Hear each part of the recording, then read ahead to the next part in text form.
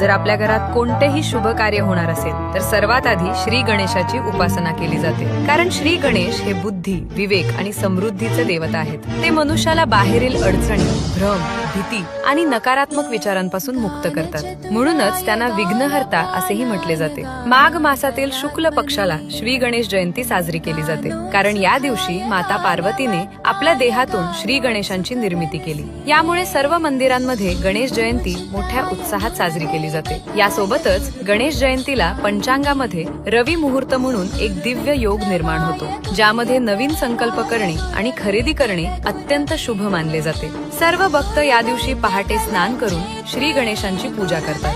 गणेशांना लाल फुले, दूर्वा आणि नैवेद्य अर्पण करून दिवसभर गणेशांसाठी व्रत ठेवले जाते. हे व्रत केवळ शरीर शुद्धीसाठी नाही, तर मन, बुद्धी आणि आचरण शुद्ध करण्यासाठी उपयोगी ठरते. गणेश जयंती आपल्याला एक गहन सत्य शिकवते की आयुष्यामध्ये कितीही अडचणी आल्या तरीही आपण त्यांना न घाबरता शांत मनाने सामोरे जावे. बुद्धी आणि बळाच्या जोरावर अडचणींवर मात करून त्यांचे निवारण करावे. म्हणून आपणही या चतुर्थीला एक नवीन संकल्प घेऊन सर्व अडचणींवर मात करावी आणि श्री गणेशांची उपासना करून त्यांचे निवारण करावे.